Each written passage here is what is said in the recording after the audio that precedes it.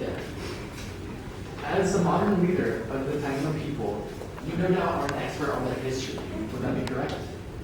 Yes, I as the chief am an expert in all things Taino related. Yeah, very well. So, in this quote, Christopher Columbus sent to the king and queen one of his letters, which is in the evidence right there. It says, "Your Highness may see that I shall give them as much gold as they need, and slaves as many as they shall order to be shipped."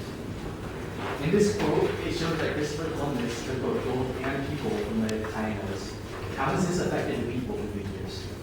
When we first realized that Christopher Columbus was not who we thought he was, we were confused. When he took our people, our civilization started to dwindle.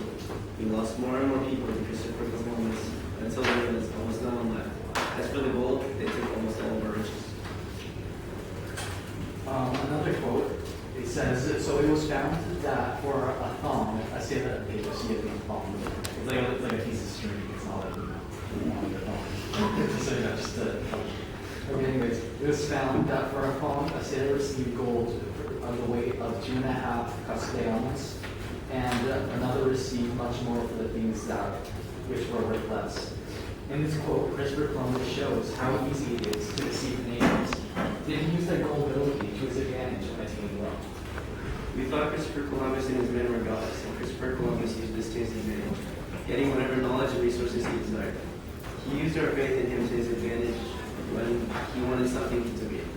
Be it our women, gold, food. Thank you. My last question starts with the quote. It says, "We shall take you and your wives and your children, and shall make slaves of them, and as such shall sell and dispose of them, as their highness may command. And we shall take away your goods, and shall do all the harm and damage that we can." This was the consequence if the natives did not accept the Catholic Church as their religion and the dominant force over the world. How did Christopher Columbus and his men justify this? And as a Taino, how do you feel about it? Christopher Columbus and his men thought of this as religious cleansing, and that they could do whatever they wanted because he was amazed. What I do not understand is how Christopher Columbus and his men can say that they were doing all of this in the name of God, if in the Ten Commandments it says, "You shall not kill." Where specifically is that quote from? Who stated that? Was it Christopher Columbus or the Pope? I believe, okay, it was a letter that he sent. It did that. Would you like to examine this?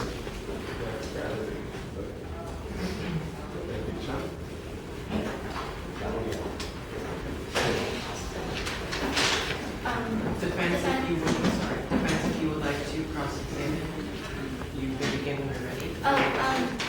Your Honor, before the defense begins, I would like to request that the defense has a certain given time limit because during the past trial days, they have been using a significant amount of time to cross-examine the witnesses. Okay. Let's just, we're going to discuss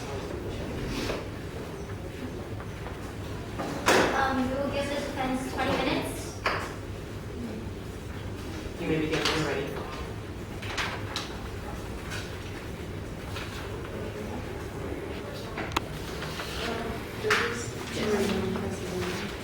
You would not like to cross-examine? Okay. Well, then in that case, thank you. Prosecution, do you have any more witnesses? Yes. We would like to bring our chief to the witness stand.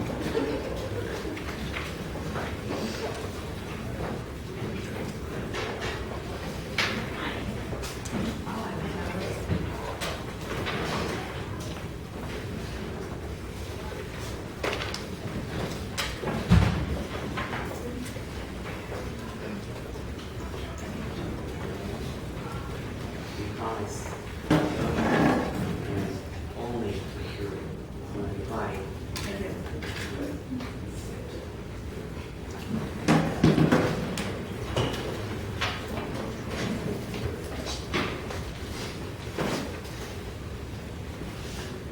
You may begin examining your witness. As all of you know, genocide is the act of deliberately killing those of a specific ethnic group or nationality. Columbus committed genocide on the many different New World tribes, including the Arauc Indians, the Mayans, the Kiowa Indians, the Taino Indians, and the Tabasco Indians. Today I bring to the stand center of the tribe located in Haiti.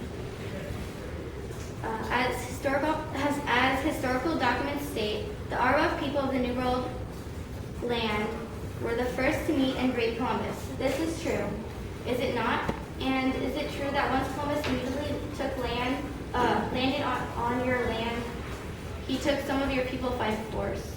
Yes, that is true. Bailiff, here's evidence that shows this is true.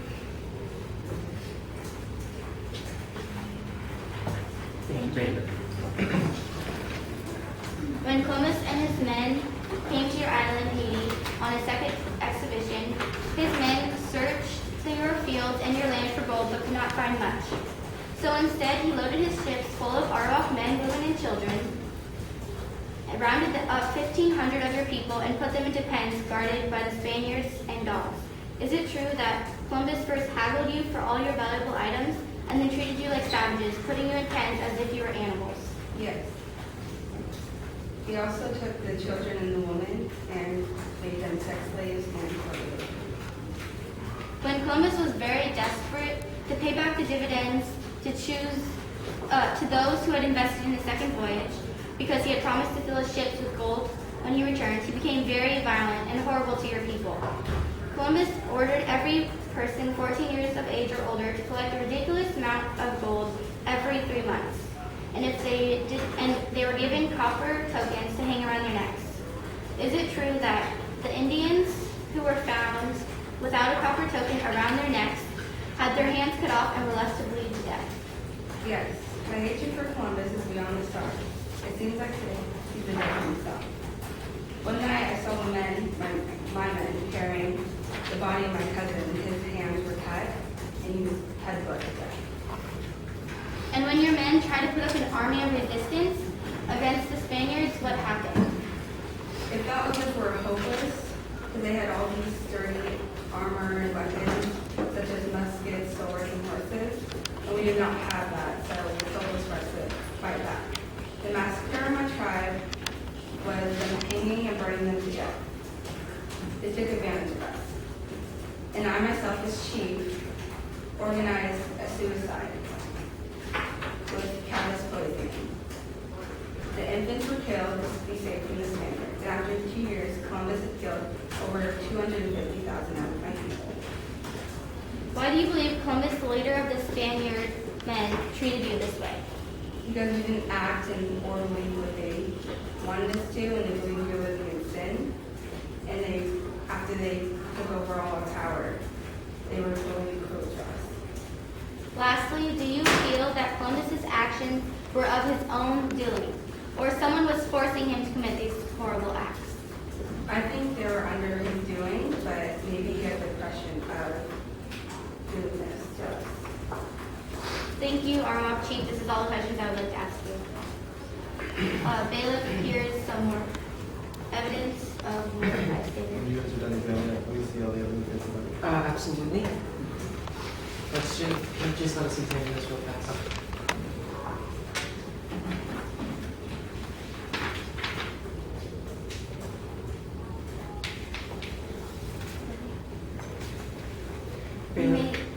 Sorry. Bailiff, could you please hand these to the defense? Defense, when you're done reviewing that evidence, you will have your chance to cross-examine.